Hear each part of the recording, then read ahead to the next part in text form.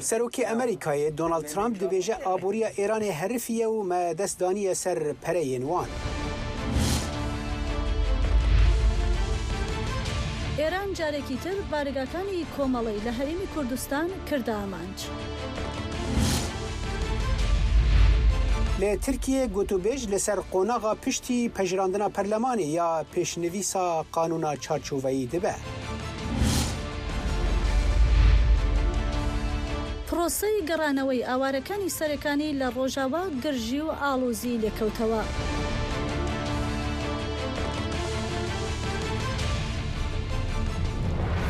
جه تلویزیون کردیا دنگ امریکا ل واشنگتن پایتخت افدمو همی دمن و باش بینرن هجا ایرو سشم 20 گلاویجا سال 1726 کردیا ل برانبر 11 تباغ 1026 زاینه افکار من بفراو نوری و از صالح دمیجر ام و دمجمری جورا پیشکش دکن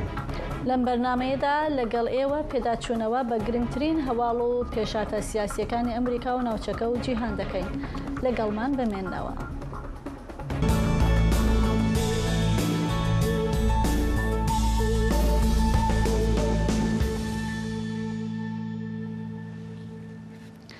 سەرۆکی ئەمریکا دانۆڵد ترامپ دەڵێ واشنگتۆن سێ بژاردەی بۆ مامەڵە لەگەڵ کۆماری ئیسلامی لەبەردەستدایە کە یەکێکیان شکست پێهێنانی تارانە لە ڕێگای فشارە ئابوووریەکانەوە. ترامپ دەڵێ ئەم فشارانە ئێستا کاریگەریان لەسەر ئابووری ئێران هەیە و واشنگتۆن توانای دەستڕاگەیشتنی تارانی بە سەرچاوەدارایەکانی سنووردار کردووە، بەڵام ئەم استراتیژیە چۆن کار دەکات و چۆن ئاراستەی گشتی ئەمریکا بۆ کێشەی ئێران دیاری دەکات. ئارەش ساڵح راپۆرتێکی لەم بارەیەوە بۆ ئامادە کردوون. دۆناڵد ترامپ سەرۆکی ئەمریکا لە وتوێژێک لەگەڵ ریەل ئەمریکاز ڤۆیس دەڵێت واشنگتن سێ ڕێگای بۆ مامەڵە لەگەڵ کۆماری ئیسلامی لەبەردەستایە: بەردەوامکردن بە دۆخی هەنووکەیی، هێرشی سەربازی تونتر یان شکست بە تارانهێنان لە ڕێگەی ئابووریەوە. ئەو هەروەها زیادی کرد: من بانکداری ئەوانم، هەموو پارەکەیان لای منە. دۆناڵد ترامپ پێشتریش بە شێوازێکی ترم باسەی هێناوەتە ئاراوە. نەخێر، ئێمە باسی هیچ سوکردنی سزاکانیان پێدانی پارە ناکەین. نە سزا، نە پارە، نە هیچ. ئێمە کۆنتڕۆلی ئەو پارەیە دەکەین کە بانگەشەی دەکەن هی ئەوانە. ئێمە کۆنتڕۆلی پارەکەیان دەکەین. ئامانجی ئەم گۆشارانە زیاتر دەردەکەون ئەگەر چاوێک لە دۆخی ئێران بکەین. ئامارەکان نیشان دەدەن فشارەکە هەموو ڕەهەندەکانی حکوومەت داری دەگرێتەوە و هەروەها دژایەتی کۆمەلگا لەگەڵ حکوومەت زیاد دەکات. سندوقی نێودەوڵەتی درا و پێشبینی دەکات ئابووری ئێران لە 2026دا 5 خاڵ 4% بچووک بێتەوە و هەڵاوسان بگاتە نزیکەی 69%. ئەمە لەلایەن خەڵکی یاسای ئێرانەوە هەست پێ دەکرێت و زۆر جار بۆتە هۆی سەرهەڵدانی ناڕەزایەتی. ئەگە هەمینجوری بخوات پیش بڕە قەتعەن بەتر میشه. ئەگەر ئاوا بەردەوام بێت بارودۆخەکە خراپتریش دەبێت. ئەو دۆخەی کە ئێستا ئێمە تێیداین ئەگەر بەردەوام بێت بە دڵنیاییەوە بەرەو خراپیە. هەمومان لە بارودۆخێکی خراپ داین. خەڵک نازانن ئاخۆ دەبێت چی بکەن. کەس نایەوێت وە بەرهێنان بکات. خەڵکەکان چوونەتە دەرەوەی شارەکان. لە ئەمەنکادا کەمبوونەوەی توانای هەناردەکردنی نەوت کە یەکێک لە گرنگترین سەرچاوەکانی دراوی بیانی حکوومەت، واتای کەمبوونەوەی داهات بۆ بوجا، هاوردەکردن و داراییکردنی دەستگا حکومی و سەربازیەکانە. بەم پێیە مەبەستی شکست پێهێنانی ئابووری لە استراتیژی ترامپدا تەنها زیانگەیاندن بە بازار نییە. ئەگەر ئەم فشارە بەردەوام بێت دەتوانێت توانای تاران بۆ خەرجکردن لەسەر هێزە سەربازیەکان، گروپ هاوپەیمانەکانی لە ناوچەکە کەم بکاتەوە و ئەوەش لە دیدی واشنگتنەوە کەمکردنەوەی توانای کۆماری ئیسلامیە بۆ هەڕەشەکردن لە بەرژەوەندیەکانی ئەمریکا و هاوپەیمانەکانی. سەرۆکی ئەمریکای دۆنالد ترامپ لە کۆشکە سپی ji بۆ مەدیای ئاخەوی و ئیرۆ سەرێ سبێ بە تەلەفۆنێ لەگەل تەلڤیزیۆنا ریل ئەمریکاز ڤۆیس ئاخەوی وی بەحسا gelekî mijaran kir û balkişan ser danûstandinên bi Îranê re. Diyar e ku fişara abûriya Amerîkayê li ser Îranê zêde dibe. Ji bo zaniyariyên bêhtir ji koşka spî em diçin cem hevkarê xwe hîwa selam dem baş hîwa nûçeyên herî dawiyên îro yên koşka spî çin el cem te. سڵاو ساڵح وا پێدەچێت لە کۆشکی سپیەوە ئاراستەکان بەرەوەوە بن کە گەماروی ئابووری لەسەر ئێران چڕ بکرێتەوە ئەمە وەکو بژاردەی سەرەکی بەرامبەر بە ئێران بەکار بێت. ترامپ بۆ چەند دەستگایەکی میدیایی لێدوانی داوە ئەم بەیانیە گوتی کە ئەو بەڕێوەبەری بانکی ئێرانە. مەبەستی لەم قسەیە ئەوە بوو کە ئێستا ئەو پارانەی کە هی ئێران و دەستی بەسەرداگیراوە بە فەرمانی ترامپ هاتوچۆیان پێدەکرێەوە ئەو ڕەتی کردەوە کە بە هیچ شێوەیەک هیچ پارەیەک بۆ ئێران بگەڕێنێتەوە. باسی لەوە کرد کە ئێران لە ڕووی سەربازیەوە داڕوخاوە ناتوانن موچەی سەربازەکانیان بدەن و دووچاری کێشەی بنەڕەتی بوونەتەوە لەو بوارە. من بۆ زیاتر لەسەر قسەکانی ترامپ راپۆرتێکم بۆ ئامادە کردوون بە بەیەکەوە سەیری بکەین. ئاماژەکانی گۆڕانکاری لە شێوازی مامەڵەکردن لەگەڵ ئێران بە دەرکەوتوون. سەرۆکی ئەمریکا لە جیاتی بژاردەی هێرچەی ڕاستەوخۆی دیکە بۆ سەرپێکەکانی ئەو وڵاتە بژاردەی ئابووری هەڵدەبژێرێت. لە نوێترین لێدوانیدا دۆناڵد ترامپ دەڵێت ئەمریکا بەردەوامی بە گەمارۆی سەر ئێران دەدات.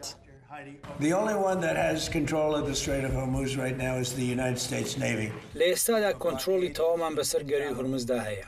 گەمارۆیەکی ناوازەیە و وەکو دیواری پۆڵەوایە. تەنیا و کەسانەی ئێمە ڕێگەیان پێدەدەین دەتوانن هاتوچۆ بکەن. ئێستا گەروەکە بۆ هەموو کەسکراوەیە بێژگە لە ئێران. ئێرانیەکان ناتوان هیچ بکەن و تەنیا دەتوانن وردە کێشەیەک دروست بکەن. ئەوە ژاساییە. ئەم قسانەی ترامپ لە کاتێکدا ئێرانیەکان داوای قەرەبوویان کردووە بۆ ئاوەدانکردنەوەی وێرانەکانی دوای جەنگ. ترامپ هەروەها لەو بارەیەوە گوتی باسی قەرەبوو بیرۆکەیەکی باشە بۆ ئەوەی ئێرانەکان قەرەبووی ئەو هەموو قوربانیە بکەنەوە کە بوونەتە قوربانی دەستیەوان. ئێرانەکان دەبێت قەرەبووی ئەو 52,000 خۆپیشاندارە بکەنەوە کە لە ماوەی 4 مانگی ڕابردوودا لە ئێران کوشتویانن. پێمان وایە خێزانەکانیان دەبێت قەرەبووی کوشتنی کە سوکاریان وەرگرن. قسەکانی سەرۆکی ئەمریکاوە ئاماژانەی کە لە کۆشکی سپیەوە دێن نیشانەیەکن بۆ ڕوووەرگێڕانی ئەمریکەکان لە هێرشە سەربازیەکانی سەر ئێران و سەرقاڵبوون زیاتر بە هەڵبژاردنە ناوخۆیەکانی ئەمریکا کە لە چەند مانگی داهاتوودا بەڕێوە دەچن. بەڵێ ساڵە ئێستا ئێرانیش بە هەمان شێوە بانگەشەیەوە دەکات کە کۆنتترۆلیان بەسەر گەروی هورمزدا هەیە، بەڵام واقعی حاڵ بە گوێرەی سەرچاوە نێودەوڵەتەکان ئەوەیە کە ئێران ئێستا لە ژێر گەمارۆیەکی سەختی ئەمریکادا و ناتوانێت کەشتەکانی بنێرێت بۆ جیهانیان بە پێچەوانەوە. دۆناڵد ترامپ لەبارەی کۆمەڵی گشتی دیکەی ناوخۆیش قسەی کرد لەوانە قانونی پاراستنی ئەمریکا هەروەها پێی وابوو کە ئەو ڕێژەیە ڤاکسینەی کە دەدرێت لە منداڵانەوە زۆرە پێویستە ڤاکسینە سەرەکیەکان هەڵبژێردرێن، هەروە سەبارەت بە ئاسایشی ناوخۆی شارەکانی ئەمریکا و چەندین بابەتی دیکەش قسەی کردووە. بەڵێ پامنێری دەنگی ئەمریکای کوشکە سپی هیوە سەلام سپاس بۆ بەناگاییتە.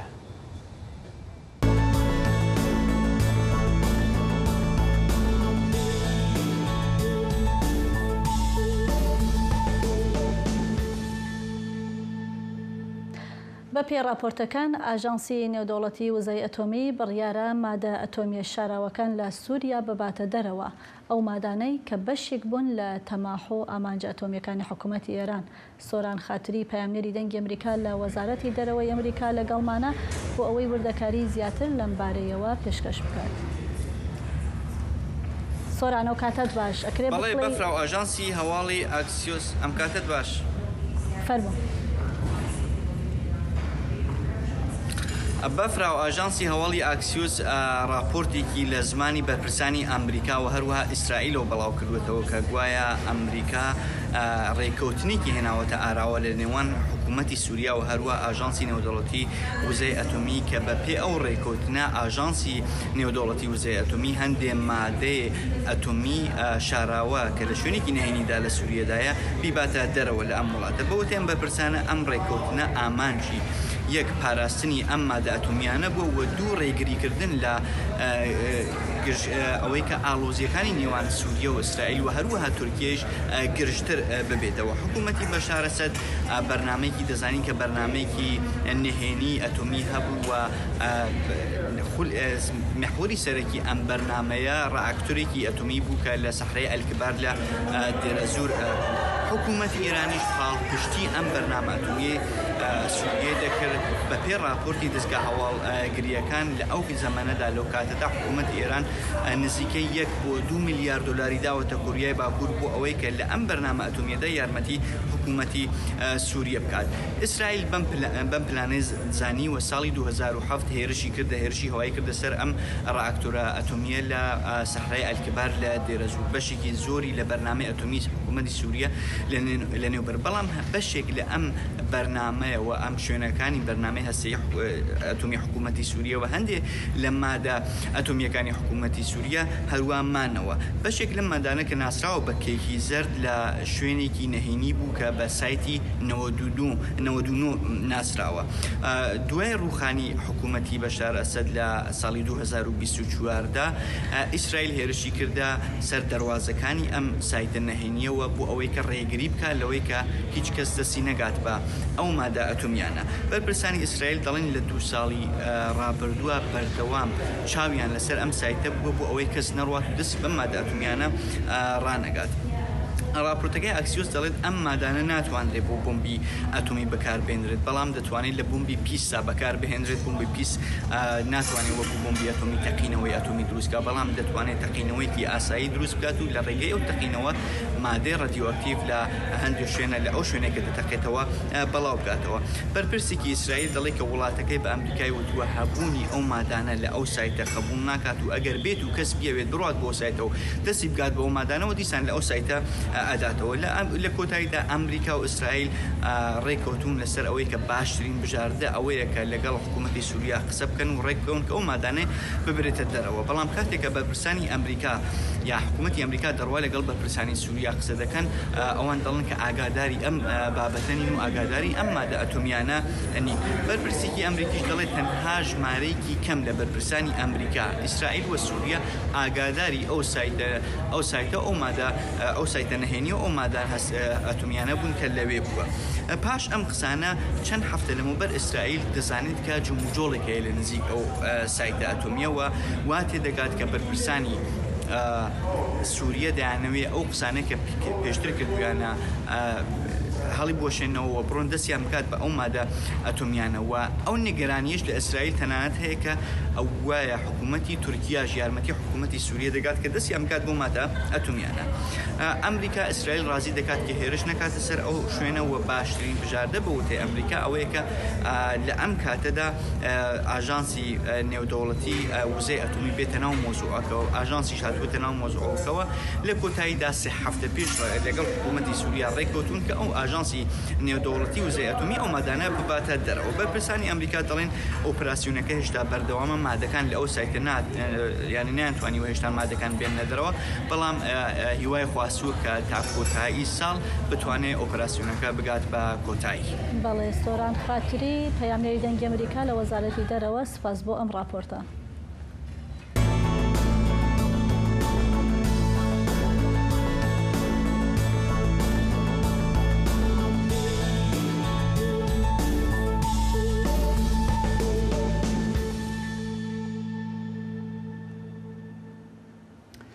ev çend heftene ku biranîna cînosîda Şengalê tê vejandin trajediya ku têda çekdarên Daişê êrişî êzdiyan kir bi hezaran kuştin û bi hezaran jî ji malên xwereviyan. 12 salan berê hêzên Amerîkî dest bi alîkariya mirovî ji bo êzdiyan û êrişên ezmanî li dijî Daişê kir. Ji bo agahiyên bêhtir di vê derbarê de niha peyamnêrê dengê Amerîkayê Kongresê merîwan heme bi me re ye. Dem baş merîwan te raportek di vê derbarê de amade kiriye. Tu dixwazî çi ji me re bibêjî? باڵسەڵاح لە هاوینی 2014 داعش هێرشی کرد سەر ناوچە ئێزیدیەکان و وەگوتت هەزاران ئێزیدی کوشت و هەزاران ژن و مناڵ ڕوفێنران و دەیان هەزار خێزانیش ناچار بوون ماڵ و حاڵ و زێدی خۆیان بەجێ بهێڵن. تاوانەکانی داعش کاردانەوەی توندی لێکەوتووە و لە وەڵامدا ئەمریکا و هاوپەیمانەکانی دەستیان کرد بە دابەزاننی هاوکاری مرۆیی و فراوانکردنی هێرشە ئاسمانیەکان دژ بە داعش. راپۆرتێکم لەو بارەوە بۆ ئامادەکردوون با تەماشایم راپۆرتە بکەین. 12 ساڵ لەمەوبەر ئێزیدیەکان ڕوبەڕووی تاریکترین سادەکانی مێژووی خۆیان بوونەوە. لە دوای داگیرکردنی شنگال لەلایەن داعشەوە هەزاران خێزان بۆ ڕزگاربوون لە کوشتن و ڕفاندن ناچار بوون ماڵ و زێدی خۆیان بەجێبی هەڵن و پەنایان بۆ چیای شنگال برد. بەڵام بەبێ ئاو و خواردن و پەناگا لە نێوان مەرگ و ژیاندا گیریان خوارد. لەگەڵ زیادبوونی مەترسیەکاندا نەتەوە یەکگرتوەکان هۆشیاریدا لە سەرهەڵدانی کارەساتی مرۆیی و جینۆساید. بەپێ لە چیای شنگالەوە ڕامان کرد و بەرەو سووریا هەڵهاتین. تەنیا بوتڵێک ئاومان پێبوو. هەزاران خێزان و منداڵ لەگەڵمان لە هەمان ڕێگا و لە هەمان مەترسیدا بوون. لە یەکەم هەفتەی مانگی هەشتی 2014دا ئەمریکا هێرشە ئاسمانەکانی دژ بە داعش لە شنگال دەست پێ کرد و لە هەمان کاتا ئۆپراسیۆنی مرۆیی بۆ یارمەتیدانی ئەو خەڵکانەی لە چیای شنگال گیریان خواردبوو ڕاگەیاند. لە ماوەی چەند ڕۆژێکدا فڕۆکە سەربازەکانی ئەمریکا هەزاران لیتر ئاو و دەیان هەزار ژەمی خواردنیان لە ئاسمانەوە بەردایەوە. دەتوانرێت ناوچەکان لە داعش ڕزگار بکرێن، بەڵام هۆکارە بنەڕەتیەکانی سەرهەڵدانی داعش چارەسەر نابن تا ئەو کاتەی بەشار ئەسەد بە کەسێک کە خەڵکی سووریا دیاری دەکەن نەگۆڕدرێت. تا ئەمە ڕوونەدات شەڕ و نارامی بەردەوام دەبێت و عێراقیش سەقامگیری تەواوی نابینێت. هەرزوو ئۆپراسیۆنی هاوکاریە مرۆیەکان پەرەیسەن بۆ کەمپینێکی فراوانتر دژ بە داعش. هێرشە ئاسمانیەکانی هاوپەیمانیان دەستیان کرد بە ئامانجگرتنی شوێن و جوڵەکانی داعش و ئەمریکاش بە چەککردن و ڕاهێنان و ڕاوێژی سەربازی پشتگیری هێزەکانی عێراق و پێشمەرگەی کرد. ئەم پشتیوانیەش یارمەتی دەربوو بۆ کردنەوەی ڕێگای ڕزگاربوونی ئاوارەکان و دواتریش بۆ ئازادکردنی شنگال. ڕۆژانە محاولێتکەن ژەهل بنەجوومە هێرشی بکەنەمە ئەم دشکێنینەوە ڕۆژانە محاولێت و ئەم شکێن تێکشکێنەوە و دگەل هۆروکۆری و فڕوکێت هەوپەیمانە. بەڵام شوێنەوارەکانی ئەو کارەساتە هێشتا ماون. داعش هەزاران ئێزیدی کوشت و هەزاران ژن و مناڵی دیکەی ڕفاند. لەو کاتەوە تا ئێستا دەیان گۆڕی بە کۆمەڵ لە دەوروبەری شنگال دۆزراونەتەوە کە بەڵگەی تاوانەکانی ئەو کۆمەڵ کوژیان. هیچ خێزانێکی زیدی لە ئازار و نەهامەتی ئەو کارەساتە بەدوور نەبووە. هەر یەکێکیان بەشێک لە تاڵی و برینی ئەو کۆمەڵکوژیەی چەشتووە. بۆ ئەوانەی لەو کارەسات و کۆمەڵکوژی ڕزگاریان بووە، ئەم ساڵ وەرگەڕا هەم بیرەوەری برینەکانی ڕابردووە و هەم یادەوەری ئەو هەوڵانەیە کە ژیانی هەزاران مرۆڤی پاراست و ڕێگایان خۆش کرد بۆ کەمپینی نێودەوڵەتی دژ بە داعش. بەڵێ بۆ خێزانەکان و بۆ یێزیدیەکان و بۆ گەلی کوردی ژەو کارەساتە ڕاستی بە کۆتایی ناتوە و ئازارەکانی بەردەوامن. هەتا ئێستا چەندین خێزان هێشتا چارەنووسی چاوەڕێی زانینی چارەنووسی کەسانی ونبووی خۆیان دەکەن. بەڵێ مەریوان بەداخەوە بینینی ئەو دیمەنانە لە شنگالەوە جارێکی دیکە ئەو بیرەوەریە تاڵەی وە بیری ئێمە و کوردەکانی هەموو پارچەکان هێنایەوە. با بگەڕێینەوە واشنگتۆن و ئەندامانی کۆنگرس. مەریوان هەرچەندە کۆنگرس لە پشودایە، بەڵام ئەندامانی با بڵێن ڕۆژانە ڕاوبۆچوونی خۆیان باس دەکەن سەبارەت بە پرسە گرنگەکانی دەرەوە. ئەکرێ باسی هەندێک لەو با بڵێن دەربڕینانە بکەی بۆمان سەبارەت بە تایبەت پرسی ئێران کە لەم ڕۆژانە یەکێک لە گرنگترین پرسەکانە. بەڵێ ڕەنگە ئەندامانی کۆنگرس جیاوازی قوڵ و توندیان سەبارەت بە زۆر پرس هەیە هەبێت، بەڵام لەسەر هەڵسوکەوتی ڕژەمی ئێران زۆر هاوڕایکی فراوان دەبینرێت. چەندین سیناتۆر لەم هەفتەیە لێدوانیان لەسەر ئێران لیاوە، لە گرنگترینیان سیناتۆر تۆم کۆتنە لە کۆماری خوازەکان کە سەرۆکی لیژنەی کاروباری هەواڵگری و ئەندامی لیژنەی خزمەتی سەربازی ئەنجومەنی سیناتە، سیناتۆرێکی زۆر بەدەسەڵاتە. ئەو لە لێدوانێکیدا بۆ کەناڵی فۆکس وتی پێویستە پشگیری لەو هێزانە بکەین کە بەرگری لە ئازادی دەکەن، جا ئەگەر لە دژی کۆمۆنیزم بجەنگن یان لە دژی دیکتاتۆران بۆ نمونە دیکتاتۆرانی ئیسلامی. وتی نابێت لە بیرمان بچێت کە گەلی ئێران یەکەمین و گەورەترین قوربانی دەستی سوپای پاسدارانن کە ئێستا حکمی ئێران دەکەن. ئەو وایوت و هەروەها وتی خەڵکی ئێران شایستەی ئایندەیەکی باشترن و ئەگەر ئەو ئایندەیە بەدەست بێنن ئەوە ئەمریکا و هەروەها جیهانیش سەقامگیری زیاتر بەخۆ دەبینێت بۆیە سەرباری جیاوازیە سیاسیەکان لەسەر بۆچوونیان لەسەر بۆچوونی سیناتۆرەکان یان ئەندامانی کۆنگرێ لەسەر چۆنەتی مامەڵەکردن لەگەڵ تاران زۆر لە ئەندامانی کۆنگرێس هاوڕان کە کێشەیان لەگەڵ سەرکردایەتی ڕژەمی ئێرانە هەیە و هەمیشە پشتیوانیان بۆ خەڵکی ئێران دووپاتەکەنەوە. برای پامنێری دەنگی ئەمریکای کۆنگرسێ مەریوان هەمە سپاسی بۆ واناگاهیت.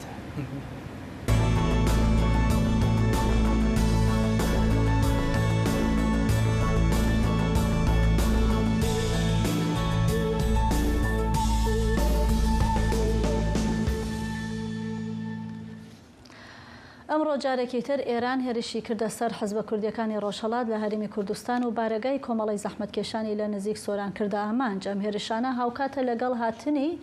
دوو برپرسی باڵای سەربازی و سیاسی ئێران بۆ عێراق و کۆبوونەوەی لەگەڵ سەرکردایەتی سیاسی بەشێک لە حزبەکانەوە حکوومەت بۆ زانیاری زیاتر و وردەکاری لەم بارەیەوە دەچینە لای پەیامنێر سنوور کەریم لە هەرێمی کوردستانەوە. سنوور ئەو کاتت باش و سەرەتا گەر بکرێ باسی هێرشەکەمان بۆ بکە ئاستی هێرشەکان چۆن بووە و وردەکاریەکان چین لەو بارەیەوە. بەڵێ بەفرام کاتتان باش وا دیارە پاژنیۆڕۆی ئەمڕۆ بە کاتی هەرێمی کوردستان هێرشی موشکی کرایە سەر بارگای کۆمەڵی زەحمەتکێشانی کوردستان لە دۆڵی ئالانە وا دیارە بەرپرسێکی باڵایە و حزبە کە بەرپرسێکی سەربازی واتە و حزبەیە بۆ دەنگی ئەمریکای پژڕاست کردەوە کە هێرشەکە لە ڕێگەی سێ موشکەوە ئەنجام درراوە بۆ سەر بارگاکانیان بەهۆی هێرشەکانەوە تەنیا دوو برینداریان هەبوواتە دوو پێشمەرگە بریندار بووە ئەو ئێمە ڕاگەیاند کە هەرچەندە هێرشەکەی ئێران هەرسێ هێرشەکە زۆر کوشندە بوون بەڵام ژمارەیەکی زۆر لە بارگاکانیشیان بۆی هێرشەکانەوە وێران بووە بەڵام تەنیا لەبەرەوەی کاوان ئامادەکاریان کردووە بە قسەی خۆیان لە ئەو شوێنانی کە لی دەمێنەوە لە بنکەوە بارگاکانیان لە دۆڵی ئالانە تەنیا دوو پێشمەرگیان بە سوکی بریندار بووە کە هەر لە شوێنی خۆیان برینەکانیان چارەسەر کراوە. طبعاً ئەو بە ئێمەشی ڕاگەیاند کە بەهۆی هێرشەکانەوە زیانێکی زۆر بەر بارگاکانیان کەوت و ژمارەیەکی زۆر لە بارگاکانیان لەو شوێنەدا وێران بوون. بەفراو ئەمە زیاد بە قسەی خۆیان زیاتر لە 100 هێرش تا ئێستا لە شەڕی 40 ڕۆژەوە تا ئێستا کراوەتە سەر بارگاکانی کۆمەڵی زەحمەتکێشانی کوردستان و پێشتریش دەنگی ئەمریکا ئاماری لە هەر 5 حزبە ڕۆژهەڵاتیەکانی هەرێمی کوردستان کۆ کردەوە بەپێی و ئامارانە بێت تا ئەمڕۆ زیاتر لە 425 هێرش بۆ سەر بارگای و بنکەی ئەو حزبانە لە هەرێمی کوردستان ئەنجام درراوە و 30 کوژرا و زیاتر لە 80 برینداری لێکەوتێتەوە. بەڵێ باشە سنوور دەربارەی سەردانا ئەو دوو بەرپرسێن یان بێژن سیاسی و لەشکریە ئێرانی بۆ عێراقی دەکۆ بەفراوێژی بەحەزکردنها یعنی تشتێک ئاگاهیین بەرفرەت وێ دەربارەیدا هەنە ئایا ئەجندایە وێ سەردانەی و سەدەمێن وێ چنە؟ بەڵێ ساڵح بەر لە ئەوەی من بێمە بەرنامەکە تازەترین هەواڵ ئەوەیە کە بافڵ تاڵەبانی لە بەیاننامەیەکدا ئەوەی ڕاگەیاند کە وەزیری دەرەوەی ئێران عەباس عێراقچی هەر ئەم شەو پەیوەندی پێوە کردووە داوای کردووە کە سەردانی تەهران کە ئەمە تازەترین زانیاریە هاوکات ئیسماعیل قائانی کە فەرماندەی هێزی قودسی سوپای پاسدارانی ئێرانە بە سەردانێکی چاوەڕوان نەکراوی بێ ئامادەکاری واتە لە دەرەوەی ئامادەکاریەکان سەردانی بەغدای کرد وا بڕیار بوو ئەمڕۆ قالیبافیش کە سەرۆکی پەرلەمانی ئێرانە هاوکات سەردانی بەغدا بکە بەڵام بەبێ ئەوەی هۆکارەکەی ئاشکرا بکرێ سەردانەکەی کانسڵ کراوەتەوە بەڵام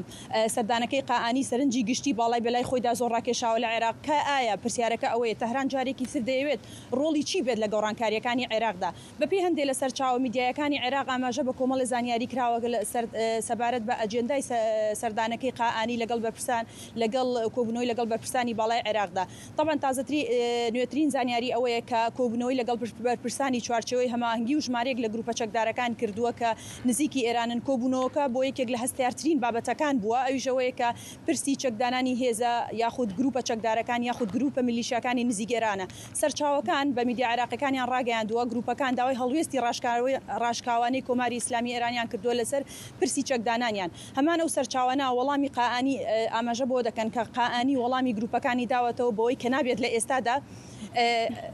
بەڵێ لە ئێستادا کە نابێت گروپەکان ئامادە بن بۆ چاکدانان هاوکاتی ئەوە ژووتوێتی ڕای تاران وایە کە دەبێت لەگەڵ حکوومەت بە پێگەی بە بەڕێگەی گفتوگۆ ئەم پرسە چارەسەر بکەن ڕێگە نەدەن لەگەڵ حکوومەت بچنە شەڕ و ململانێەوە ئەمە لە کاتێکدا حکوومەت تا 30 ئەیلولی وەک دواوادەی چەکدانان لە عێراق دەستنیشان کردووە چاودێران دەڵێن ڕێگەی زەیدی ئەم بابەتەی واتەم بابەتانە ئەم هاتوچۆی و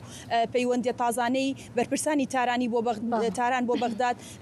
ڕێگەی زەیدی لە بەرامبەر کۆمەڵی گۆڕانکاری ئاژادەکاریدا لە عێراقدا لە ڕاستیدا قورس کردووە کە چۆن دەتوانێت باڵانسی سیاسی لە ناوخۆی عێراقدا لە مەولا بپارێزێت. بەڵێ زۆر سپاس سنوور بۆ ئەم راپۆرتە سنوور کەریم پەیامنێر لە هەرمی کوردستانەوە.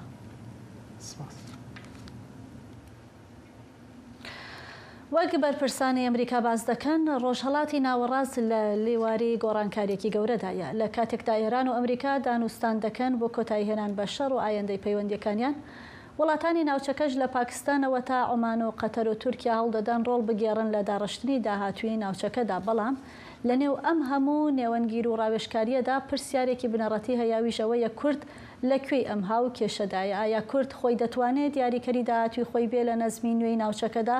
یان ئەوانی دیکە بڕیار بۆ چارەنووسی بدەن؟ بۆ وەڵامێن پرسیارە دەچمە لای کاوە ئاهەنگەری شرۆفەکاری سیاسی لە بروکسلەوە. کاکاوە سپاس بۆ ئامادەبوونت. وەک دەزانی گەلێک وڵاتانی ناوچەکە کە ئێران جاروبار هێرشیانەکاتە سەر لە هەمان کاتا ڕۆڵیشی بۆ دەگەڕن با بڵێن بۆ نێوەنگیری دەکەن بۆ با بڵێن ڕێکەوتن لەگەڵ ئەمریکا. کوردیش وەک ئەوان و بگرە زۆرتر لە ئەوانیش لە ناوچەکە بەردەوام لەلایەن کۆماری ئیسلامی و هێرش یەکرێتە سەر. بەڵام بۆ کورد سەرەڕای ئەوەی لە ڕووی جوگرافی و سیاسیەوە دەبوو نرخێکی زۆرتری هەبێ لەم پرسانەدا. بەڵام دەبینین پێگەکەی هاوشێوەی وڵاتانی ناوچەکە نییە سەبارەت بە با بڵێن ئەم هاوکێشانە. سڵاو و ماندوو نەبوونی لە خۆت بەفرا خانم کاک ساڵح و هاوکارانی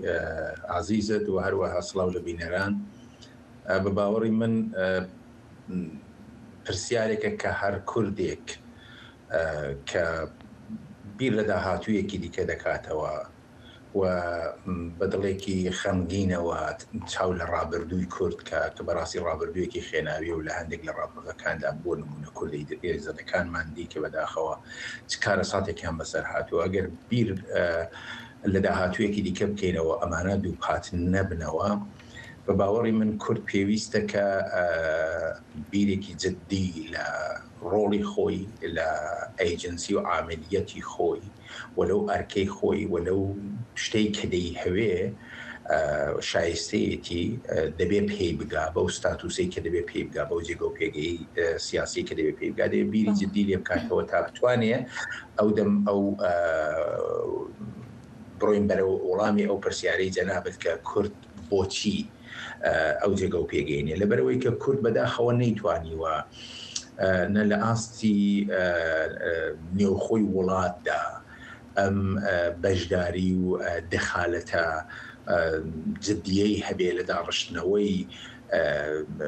ستاتوسی سیاسی خۆیدا و هەم نەیتوانیوە بەداخەوە لە ڕووی ناوچەییدا ڕۆژهەڵاتی نێوەڕاستدا بیرێکی جددی لە خۆی بکاتەوە بۆی کە بتوانێت بە هاوتەریبکردنی بەرژەوەندی نەتەوەی خۆی دەگەڵ هەندێک لایەنی زلهێز بە تایبەت ڕۆژاوای جیهان و هەندێک هێزی ناوچەیی کە هەیەن وەکو ئیسرائیلوانە نەیتوانیوە ئەو هاوتەری بێ بەباشی بپێکێ و پێکی بێنێت تا بتوانێت لە ئەم نەخشە ڕێگایی کە دامەزراوە بەفراوخانم من ئەو ینی گەڵاڵەی یا بڵین پرۆژەی ڕۆژهەڵاتی ناوەڕاستی نوێم بە ئەو بیگ پیکچەر یا ئەو وێنا گەورەکەیە پێما بێ ئەمە شتێکە کە نابێت لە بەرچاوی وەکەین. ئەگەر کوردی هەوێ بەڕاستی لە داهاتوودا بە پێگە و جێگەیەکی دیگە بگات دەبێت لە پرۆژەی ڕۆژهەڵاتی نوێدا دووبارە خوێندنەوەیەک بۆ خۆی بکە بە دوای. باشە کاکاوە جەنابەت ئاماژە بەوە دەکەی کە کورد نەیتوانیوە سیاسەتی گشتی خۆی لەگەڵ یەکە لە زلهێزەکان ڕێک بخات و هاوتەری بێ لەگەڵ ئەوانە. بەڵام هەندێک کورد هەمیشە ینی دەڵێن کورد هەمیشە چاوەڕێی گۆڕانکاری گەورەی ناوچەی بووە بۆ ئەوەی دەرفەتێکی بۆ بڕەخسێت. بەڵام ئایا کێشەی ئەمڕۆ هەر بەڕاستی ئەوە نییە کە کورد زۆر چاوەڕێیە زلهێزەکان شتێکی بۆ بکەن؟ لە دوای شەڕی جیهانی یەکەمەوە تەنانەت دووهەمیش نا لە دوای شەڕی جیهانی یەکەمەوە و تێکچوونی ئیمپراتۆری عوسمانی ئەمە یەکەم دەرفەتە بۆ کوردێتە پێشێک کە کورد وەکوونەتەوە بە دوای ستاتوسی خۆی لە ڕۆژهەڵاتی نێوەڕاستدا بگەڕێت. بەڵام ئەم هەروەکو چۆن ئێمە لە دوای ڕوخانی ئیمپراتۆری عوسمانی و دوای واژۆکردنی پەیمانی سێڤر و پێش لۆزان لە ڕاستیدا لە ڕێگای لۆزانەوە ئێمە ساتوسی خۆمان لەدەستدان بەهۆی نەبوونی ئەو یەکێتی نەتەوەیە، بەهۆی نەبوونی ئەو عاملیەتە، بەهۆی بوونی قەیرانی ڕێبەری حتا لەو کاتیشدا، بەهۆی عەشیرەگەرایی، بەهۆی پارچەبوون، بەهۆی نەبوونی استراتیژێکی نەتەوەیی لە نێو کۆمەلگای سیاسی ئەودا و چەندین هۆکاری دیکە کە کۆمەلگای کوردستانی زۆتر کۆمەلگایەکی گوندی بۆ شاری نەبۆ خێرنەوارکەم بۆ عەشیرەی بۆ مەزهەبی بۆ ئیلا آخر مەسەرم بۆ نمونە هاوکاریکردن لەگەڵ تورکی سونی بە خاترەوەی کە کوردیش بەشێکی سونیە زۆر ڕاحەت جێبەجێ دەبێ، بەڵام نازانم دەنگی من دێ بەڵێ کاکاوە بەڵام بەهۆی نەبوونی ئەوانە ئەو کێشانە کە ئێمە ئەو ستاتوسی کە لە سێڤردا بۆمان دەستەبەر کرابوو یان نووسرابوو واژۆ کرابوو لە ڕاحەت بە لۆزان نەداستماندا. ئێستا بە باوەڕی من ئەم نەخشە ڕێگایە یا ئەم پرۆژەی ڕۆژهەڵاتی نێوەڕاستی نوێیە دەرفەتێکی دیکە دەدا بە کورد کە بتوانێت عاملیەتی باشە کاکاوە باسی هۆکارەکانت کرد کە کورد بۆ تاوەکو ئیستا ئەو عاملیەتوە نەبووە و نەیتوانێت ببێتە یاریزانێک لە هاوکێشەکاندا. ئەگەر ینی کورد بیەوێت ئیستا بە قەوڵی جەنابەت ئەو عاملیەتە پیا بکە، ینی ئەگەر یەک هەنگاو بە دیاریکراوی ئاماژە پێ بکەیت، کورد دەتوانێت ئەمڕۆ چ بکات؟ هۆکارەکانی وەلایەنانی باس کرد، دەبێت چ بکات؟ ینی ئەوە بەنسبەت من ئۆپۆزیسیۆنی ئێرانیش ئەو کێشەیە هەیە کە کۆماری ئیسلامی هەیە لە حاڵی حاضردا. ئێران بۆتە زیندانێک، خەڵک ڕۆژانە دەکوژرێت، خەڵک بە شێوەی جۆراو جۆر تەحقیق دەکرێت و کەڕامەتی پێشێل دەکرێت. یەک لە فکری حکوومەتێکی کۆمۆنیستیدا، یەک لە حکوومەتێکی سۆسیال دموکراتدا، یەک لە فکری حکوومەتێکی سەڵتەنەتی و پاشایەتیدا. کورد دەتوانێت کاکاوە کورد بە نسبەتی هاوکێشەکەوە دەمەوێت ئەم مێنەیە بێن مەسەر کوردستان. ئێستا کورد غیر از یەک استراتیژی نەتەوەیی بۆ گەڕانەوەی ئەم شکۆ و ستاتوسە سیاسیە شیاوەی کە دەبێت بە کورد وەکو نەتەوەیەک لە گەمەی سیاسی لە ڕۆژهەڵاتی نێوەڕاستی ئەمڕۆکە و داهاتووی ڕۆژهەڵاتی نێوەڕاستداوە بەتایبەتی لە توێی ئەم پرۆژەیەدا دەبێت پێ بدرێ. کورد دەبێت لەم چەپ و ڕاست و لەم دین و مەزهب و ئاینە دەبێت خۆی لە ڕووی سیاسیەوە عرض دەکەم، نە لە ڕووی عەقیدەی شەخسیەوە، لە ڕووی سیاسیەوە دەبێت خۆی دەرباز بکە، ببێتە خاوەنی یەک پلان و استراتیژی نەتەوەیی تەواوی پارچەکان بەتایبەت حیزب و لایەنە سەرەکیەکانی هەر چوار پارچە لەسەر هەندێک خاڵی استراتیژیک پێکەوە هاوپەیمان بن و دینامیزمی ئەو کۆمەلگایە لە پێنا ئەو استراتیژی هاوبەشەدا سەرف بکرێ. ئەو دەمە کە کورد دەتوانێت عاملیەت پەیدا بکە، سەرکردایەتی و کۆمەلگای سیاسی کورد ڕۆڵ دەژێڕێ، دەبیندرێ لە مەیداندا، لە شارەکاندا، لەژێر پێستی لەژێر ئاسمانی ئەم کوردستانەدا کۆمەلگای نێودەوڵەتیش دەبینێ کە بەڵێ کۆمەلگای کورد، نەتەوەی کورد گوتارێکی هاوبەشی هەیە دەکاتەوە بەرەو ئامانجێکی دیکە دەڕوانێ. بەڵێ کاوە ئاهەنگەری شرۆفەکاری سیاسی، سوپاس بۆ ئامادەبوونت لەم گفتوگۆیەدا. سوپاس بۆ ئێوەش.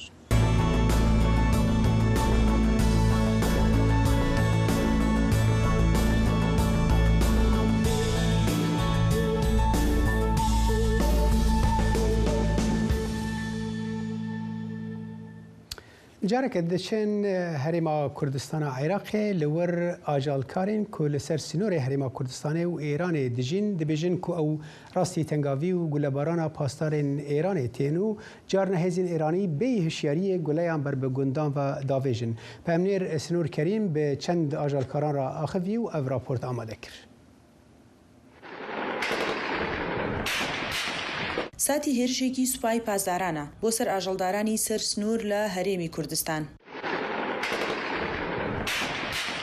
ئێرە گوندی کۆدەڵەیە لە بناری چیای مامند وەک گوندنشینان باسی دەکەن ڕۆژانە ئەم هێرشانە دووبارە دەبنەوە و هەڕەمەکی تەقە لە خۆیان و ئاژەڵەکانیان دەکرێت. بەم هۆیەشەوە ساتەکانیان لە نێوان مەرگ و ژیاندا بەسەر دەبن. ئێستا و کوێستانیەکە حەجەمەکانی پازاری ئێرانی بۆ هاتوون ئەویش هەر کوێستانی ئێمان ئێمە قەناعەتمان بە کوێستانی خۆمان هەیە بەڵام ئەو لەو کوێستانی خۆشمان ئێستا ئێمە لێمان ناگەڕێن سنوور دەبەزێنن تەقەمان لێ دەکەن کاکە بە کوشت پێوە دێن ئێستا دە ڕۆژاندا تەقەیان لێکردمەوە بەخوا بە حاڵ خۆم نەجاتیدا خۆم لەم بەردان ناوە عنی حیبنێ بە خڕدا ڕۆشتومە خوارێ بەس تا فیشێکی پازارەکان ویامان دەکەون چاکەتم داناوە بە مەڕەکەم دادا بۆی مەڕەکە خێرا فەوری بڕاتەوە خوارە نەیگرن هەویادارم پاسەوانی سانیان لەگەڵکەن بڵێن شوانەکان نزیک دەبن تاقیان لێ نەکەن. دای عیشە دوو لە کوڕەکانی شوانکارن و خۆشی بێریە و ئاژەڵەکان دەدۆشێت. دەڵێت بەڕەنجی شانی خۆی هاوشانی خێزانەکەی بژێوی ژیانیان پەیدا دەکەن. سەرڕای قورسی کارەکەی وەک باسی دەکات ئەوەی نیگەرانی کردووە چاوەڕوانی ڕۆژانەیەتی بۆ گەڕانەوەی کوڕەکانی بە سەلامەتی و ڕزگاربوونیانە لە تەقە هەڕەمەکیەکانی سوپای پاسداران. بە دەوری دەوران بە دەوری و حەوت پشتی بڕینەوە هەراتو نێرە چوونە بڵەسەنێ پایزانەگە ماڵێک پێی خۆش بێت تۆتۆرەکان دەر بۆ دوی بڵەسەنەی چوون لێ پسی ماڵێکی لێ بووە و کەس کێشەشی نەبووە و ئاو لە وەرگە زۆر بووە و بەس بەخۆی ئێستاکەنێ حاڵ نەماوە لە بەشی عێراقەیە لە بەشی عێراقیشن لێ ناگەڕێن خۆگا لێ وەڵڵای سوێن بەخۆی گەورەگە بزنەگە لێ ماڵیان برە من لێرە لەسەر حوشەی دەترسام دەمگوت پاسدار ئەوە تا پاسدار کاکەوە لە پن سەریتە دێ دەورەت بگری چ دەکەی دەسەڵاتی چتەیە شوانەکان ئەزیەت دەدەن و وەڵڵای لەو ڕۆژانەدا لە سوێی کوڕەماگا لە خۆنەوە گە هاتۆکتی بەخۆی تەقان لێکن دەنگێ دۆشکێ دەهات بە زۆری. گوننشینان و ئاژەڵدارانی سەرسنوور بێزارن لە مامەڵەی ئەم هێزانەی سوپای پازاران کە لەلایەک ژیانیان ڕوبەڕووی مەرگ دەبێتەوە و لەلایەکی تر ناتوانن بەو جۆرە بەردەوامی بە ئیشەکەیان بدەن. کوردستانەکە دیوی بڵەسەنەی بوو بەڵام ئێستا پازاری ئێرانی هاتوونێ کەس بۆی نێبشتەوێ بە حکمی وەی نازانم وەڵای پێمان نییە بە سنووریوان بێ بەڵام هەرچەندی خەڵکی بێگەڵاسێ بوو هەمووی دەسۆ هاواری بڵەسەنەی لێرە کەس نەدەماوە ئەلحانیش بە مەجبوری سەرسنوورەکان لێگرتوین وەڵا ناچار دەبێوەمێنین هیچ چارن نە چ بکەین ئەگەر لە وەرگای بڵەسەنەن هەبا هیچ مشکلەی ئاو لەوەڕ و هیچ کێشەی مەڕماڵاتەکەن بۆ دروستنەوە بەڵام ئێستا بە حکومیەوەی کە بێ لەوەڕ بووین لێرە وەڵا ناچار دەبێ بڕۆینەوە بەرەو بێگەڵاسی و بێگەڵاسیش گەرمە بۆ مەڕێ. بەهۆی ئەم هێرشانەوە لە چەند ڕۆژی ڕابردوودا 20 ئاژەڵی ماڵێک کوژراون و 143 ئاژەڵی تر فێنراون لەلایەن سوپای پاسدارانەوە کە تا ئێستا چارەنووسیان نادیارە. دوو شوانکارش دوای دەستگیرکردنیان بۆ ماوەی 2 ڕۆژ ئازاد کران. ئەمە جگەلەوەی ساڵانە دەیان شوانکارە بە گولەی هێزەکانی ئێران دەکوژرێن. سنوورکەریم دەنگی ئەمریکا ناوچەی پشتەر.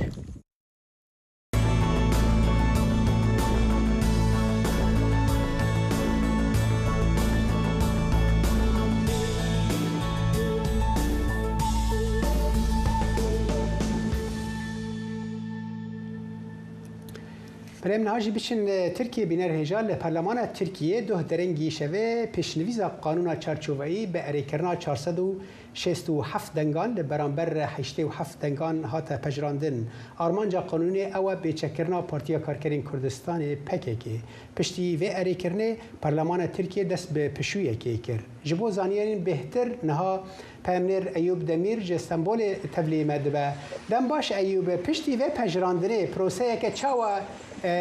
دست پیدا کرد لترکیه. صالح أنا راستي دكارم بيجم كو سازين دولتي دست ببروسي كر سبي جبينيكا غريك هي يعني لأنقرة تشيفيا وزارة النافقية حشتي ويك محافظين كل باجارانه كل أنقرة كوم دبن لسر مجارة يعني في قانونات چرچوه دالی دن داجی دیسا سازین دولتی جبو به چک کرنا پککی و چک پردان و پس کرنا پککی اولدانک دام دست پیکرن پشتی کو بانا راپورت و آماده بکن و پیشکشی لجنه اولکاریا ملی بکن و لجنه اولکاریا ملی جی هکه و واریدا راپورت اربکه و روزنامه رسمی دا وره وشاندن و پشتی ویجی دست به وگره بیکرن یعنی جبو وگره جی جبا ششمه و دیار بکن هکه یک و ششمه هدا هاتن و ناو قانون دا بکار من فیدا و قانون آنجی ناورکا و قانون دا چه و بگرن دا علی دن دا جی حتی دراستی ابا عفونینه ابا وک اوکه تالو کرنا جزایه جبو 3 سالا جی او دکن دبیجین که هکه 3 سالا دا کارک اوک مشکلک چه نبن او دکارن وک اوکه آزاد کردن. ئەیوب دەنگ با بڵێن ئەو دەنگدانەی پەرلەمانی تورکیا بۆ ئەم یاسای چوارچێوەیە کاردانەوەی چی بووە لەلایەنە کوردیەکانەوە؟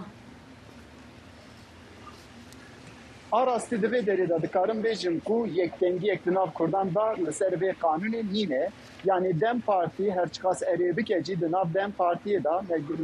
gelek kesan jî qise kir ew dibêjin ku ev qanûn tevahî yani bi tevahî em nikarin bipêjîrin lê bawayekî resmî me pêciran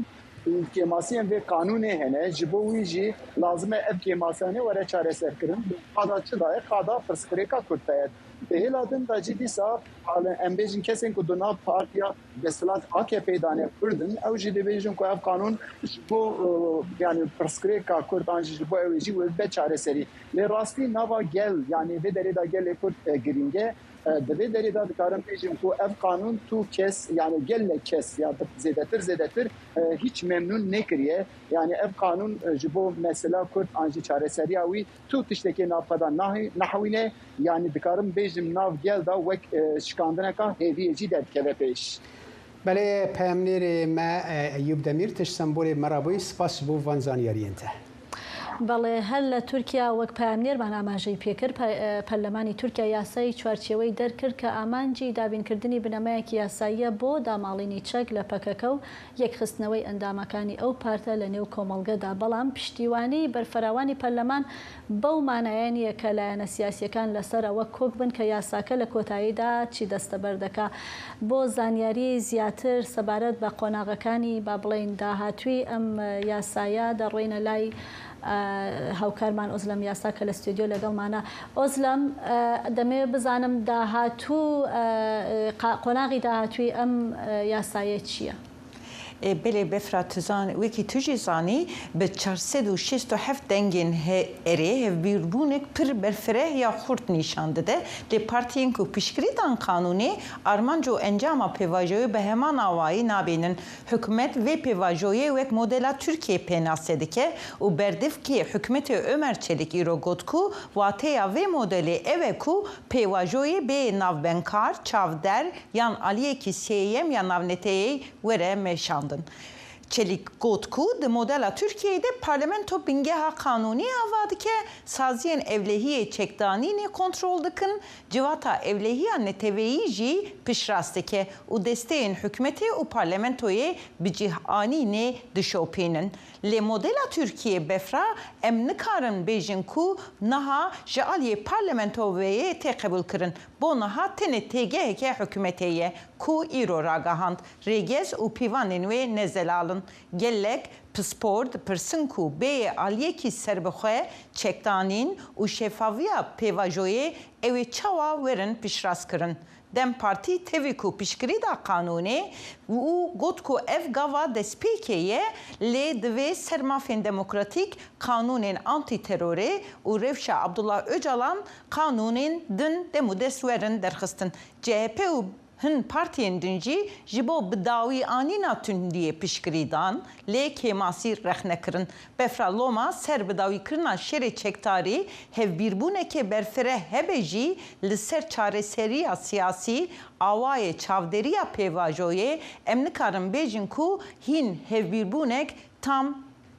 xuyadike yanjina. باشه özlem yani PKK armanca rast ve kanuniye ve kamdizanin yani ve kanun veku gaveke destpeki peşwazi kir le kemasiyen ve jî rexne kirin. Bendewarî û daxwazên PKK çine û ev cudahi dikare çawa bandore le bi cihanîna ve kanûniyê bike. Rastê Salih ji ber ku kanûn rastê rast çekdanîn û hilweşîna rêxistinê û rewşa kanûniya endamên wê dike armanc helwesta PKK ji bo bicîhanîna kanûnê diyar kere. PKK wekî gava destpêkê pêşwazî kir lê got ku têde kemasî û valahiyên ciddî hene. Di daxuyaniya ku wekî ya rêveberiya tevgerê hate belavkirin de got ku ev kanûn ji bo çareseriya keşeya Kurd bi serê xwe têr nake. PKK dibêje ku pêvajo bi rola damezrenerê wê yê girtî Abdullah Öcalan ve rasterast girêdayiye. Kom ji bo Öcalan şertên azad yên kar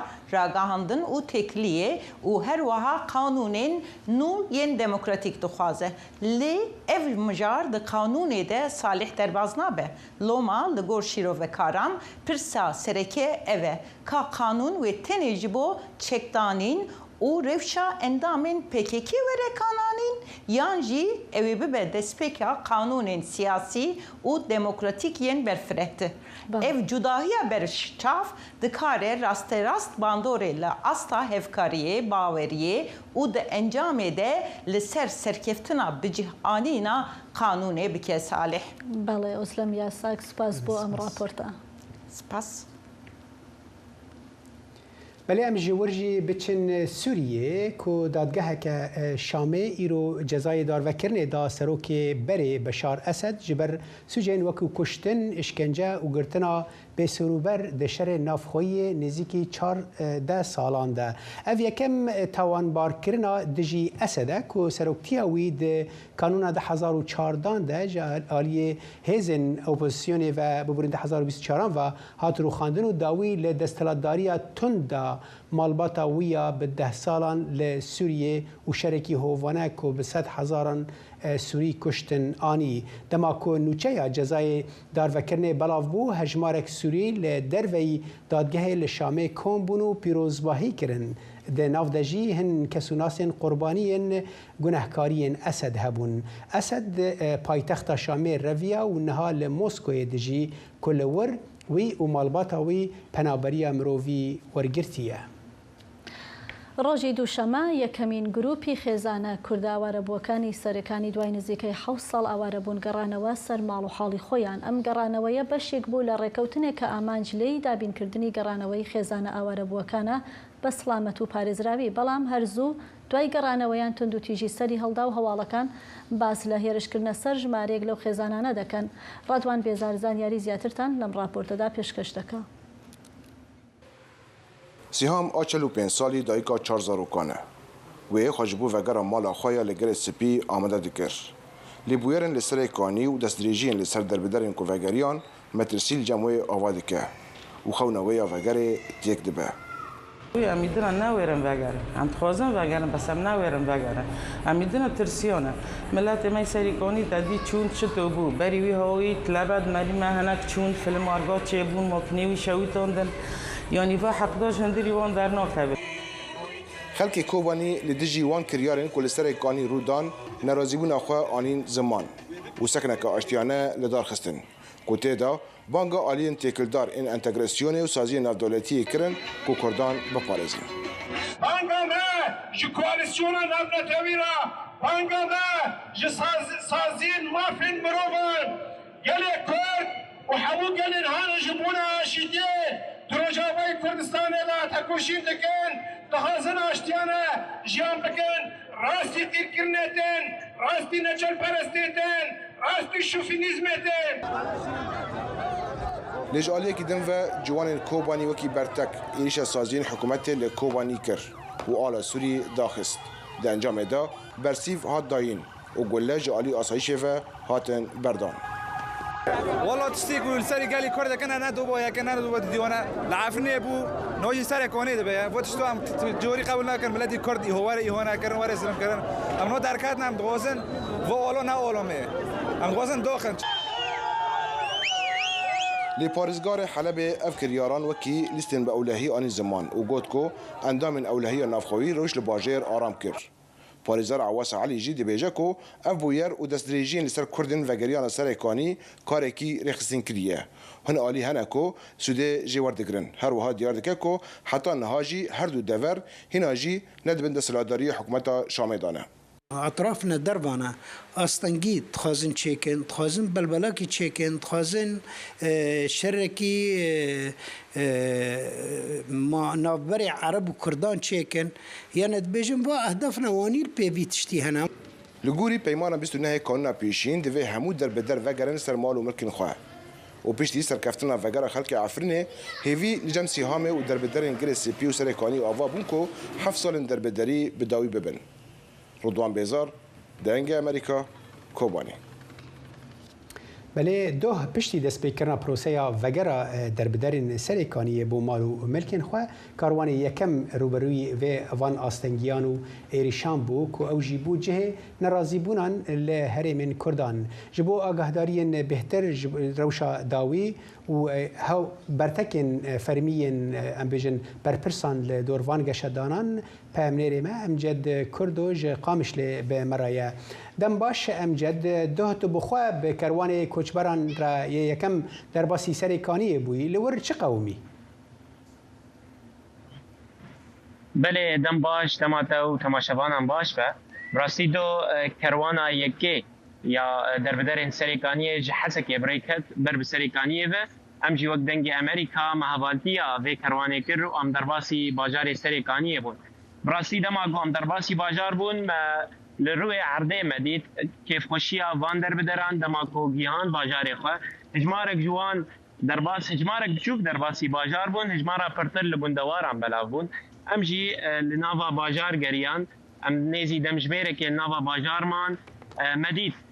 اف کسین و گریان دابشی دبشاد بن بشک جه این کومالی و حطانها نهاتن والا کرن کو کسن پشتی 1019 عربین کو پشتی 1019 دلی بجه بون و بشه دیجی گومالی وان به تمامی ویران بون و مالو ملکی وان هاتبون طالان کرن هر وها باراگهن ترکی هیجی داندور سرکانیه متنی بچاوی خو مدید زیدتری 5 باراگهن ترکی نها لهندر سرکانی و در دوراوی هنه و ام بیجن 15 وان دگرن دناوا باجار ده و دور دوراوی هر وها دما کو افکس گیان پشتی نام ددم جمیران ام نیزی ددم جمیران دندر سرکانی ما ام درکتن پشتی درکتن اما اف عربین گومن آنی زمان کسین کو پشتی 1012 بجه بونه ایریشی وان کسان کرن پشتی گوگیهاش بون مالی خو ند ایریشی کاروانه کرن ایریشی واد مالی واد کرن د عربی وان کرن دز دریجایی سروا کرن هن کس بریندار کرن و روش بویرنگی بو یعنی او یک دیار دیگه پوچاوا هیچی خطری لسر وان کسا هنه کسی کو وگریان و کسی کو خوازن وگرن بله باشە دوای ئەو هێرشانە بۆ سەر ئەو خێزانانە کاردانەوەی فەرمی چ هەبووە چ لەلایەنە کوردیەکانەوە چ لەلایەن حکوومەتی دێمەشقەوە پشتی گو اف بویر رودان دو هجمارک جوان کردین کو وگریا بون سرکانی جارک دن وگریان حسکه خو دوجی ام بیجن فرماندار گشتی حسدی مظلوم عبدی لسر اکس بلاف کر و اف ایریش اف تیک برن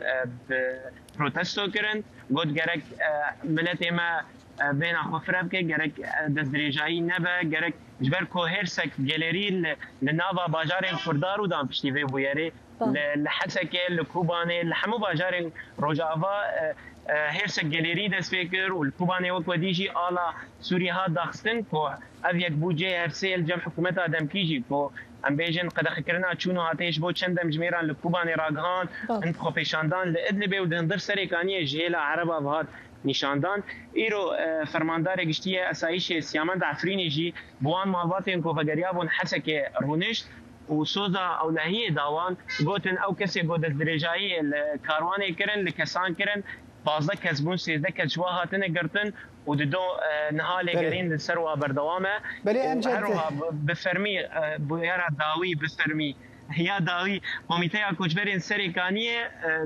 بفرمی راگان کوان حتی ویکلیه کاروان سکن آدن نایب ریکتن حتی گو هر حال دم روجن پشت همه ببین که اف دو سب چوا پشتی که و سپاس پیامنیر امجد کردو تشقامش لی مرابوی بله آلوزین که لحریم کردان وکو ما بهستی کردین سوریه بونه دناف دجی باجار کوبانی هن پرسن جدی لدور اولهی پروسه انتگراسیون در خستن پیش او کریارین که دوه دشمه بون هم لسریکانیه و هم جی لباجارین وکو قامشلو کوبانیه چقاس روشا هستیار یا کوبری هستیار آلوستر دیکن جبو شیروکرنا و مجارین ها پاریزر اواس علی ج باجار کوبانیه بمرایه دم باش رزدار علی یعنی خویای روشک هستیار لوان نافچیان هيا قالوا او نرازيبونا پشتر یعنی راس راس گریدای تشتین کل سری کانی بویا یان و در باستکن ایوار باش جوار وسلا بولي جبو ملتي ما سری کانی يعني براستي و تشتي كل نهار كوباني بقومي او قومي او تشتا بري حرب تشتي يعني جريداي يعني دسبيك حق جريداي وغيري كوتش بري ما يعني شريكاني براستي و كاري كل ويدري دبو يعني نظام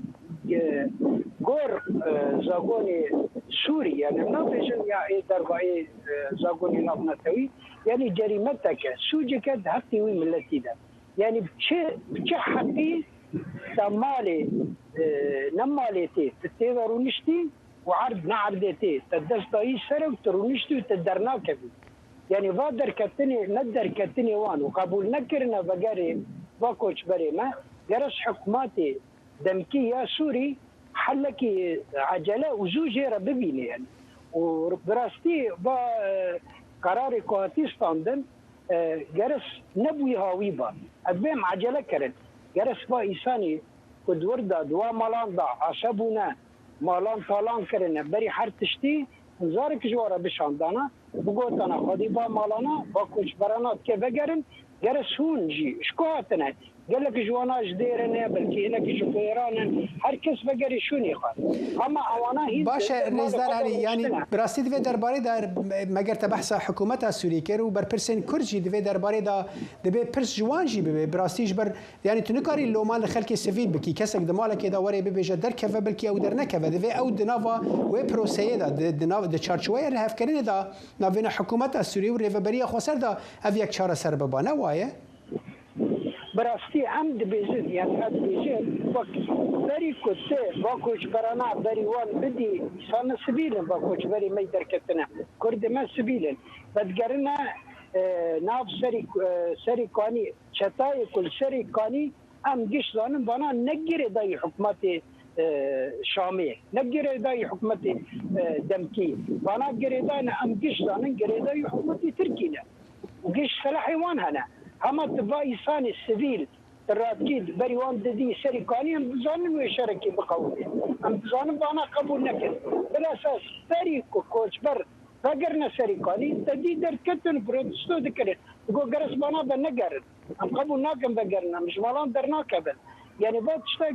جرس بينجهك جيرا باتا دانين حاضر بونك بعد شتانا بري هر تشتي تجور در خستانا تباي إنسان السبيل طبانيا تشتيدين حكمتي نو دمكية سوري جرس وقص أو لكاريب وإنسانانا هما توان دشيني واللمبر وان تشتانا جروبي تشتانا جروبنا مسلحا سلاح دسوان دا تبا سبيلانا دشيني سروانا أكيد مزانن واللمبر ورا بجي باشه تکی عواص یعنی اف دوید چارچوبه پروسه انتگراسیونه دو بیکو امزانن دمک درج اف پروسه بریو دچه یعنی وقت نمونه انها پروسه انتگراسیونه لباجاری کی وقت کوبانی دچه آسته ده و خلک باجر دوید درباره ده چه دبیجن جبر کبراسی اف و گله گاوید نشی دوید چارچوبه ده دبن نوایه راستين هذا انتجراسيون دبيجي او حكومتي الشام دمشينه بلكي دندر كوباني دا فرعس كان تنجي ما بين اشترت تشتك بيجم براي هجا يعني استنجي ما بين حكومته وما بين كردان فرتنا استنجي فرمزن ما بين ملتي دردوري كوباني دردوري سريكاني دردوري جري سبي يعني انا تشتكي اشترى بيجم تشتكي بشارتي نيا تشخه زاروكي كنا دبن الرقه كرد يا زيناكن قبل ناكن وانا دناخنا سجلات باجي تشتكي بشارتيه بقرار بها تستاندن زاروكي كنا افكيد بيجا ببراس براسي تاونباريه كرجده يعني افكيد بيجا تشاوا او زانيكو افنابن يعني لا خورتنا نهار تدي وقص حوالي ما يفارزر رقنا تدي دمان من التليفون كر جوا زاروكا كان بيه عم كل ويدر يسجل لكن رقي بيه بالاساس الباجارة رقة ما شاندن ما قوتوي هرت ناس نمي وني هرتش ما شاند قبل نترجو با كردم يا زيناكن اما ويدانا خينا سجلات يعني باشه هر حال اف مجارك دفي ام بشرا ما ام بشو بين برسا داوي اگر تو قال لك كرتي برسواوي بدي انها پشتي واتشتي كل سري كاني بوي وگر خلق سري كاني چاواد به پروسه چاواد بل گور خواندنا تا بكرتي اگر زحمت نبي ما مست هيجا يعني با براستي ادبيجم جرس باتشتا سر مستوي سوري قور قانوني سوري بحث ببي وقور قانوني او زاغوني نبنتوي يعني با جرمك برمزنا يعني الديمقراطي باجاري تدغيري وتمصري بوغيري يعني تنيلني ملتي في باجاري قدام في عردي قدام في باجاري دقرن او شيء يعني جريمتك نبنتويه بيجي من جريمتك سر مستوي سوري تاني والسوري خسر في تشتيرا قافكي حکومت دمکی اما دولتی نبنتوی ام گرشر مستوی نبنتوی هر حال حکومت سوریه آشکارا دبیجه و یعنی اف لدجی وان کریاران وان داخویانی جی دانکو دوی کریاری وها نابن هر چندی کو وجید یعنی خفتنا وجید و درباره ده هيا کو هناك نجري داي طب خوجي كود كو نجري داي حكومتنا هر حال لم بيفينا دمين بيشتا افروش ارام ترببا سباس جبوتا باريزر عواس علي تشكوبني مري مالا تعابا سپاس بله بین الهجال فرجام دگین داویه برنامه ایرو تاجر کردن هر شاد و بخت ورد. بیستی گلاویجی 2726 کردیا تا برنامه تیتر شبکه شاد و خواتان لگا.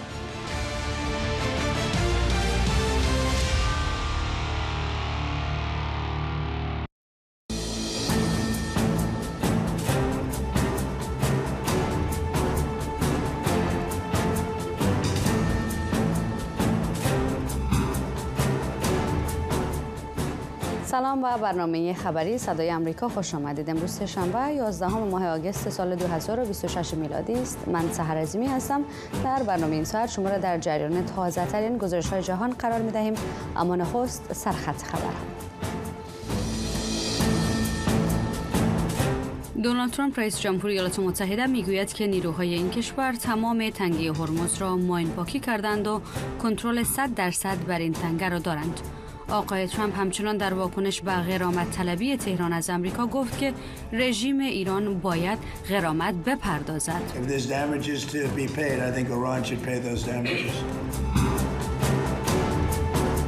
دیدبان حقوق بشر میگوید که 5 سال پس از بازگشت طالبان افغانستان همچنان با بحران عمیق بشری و انسانی روبروست.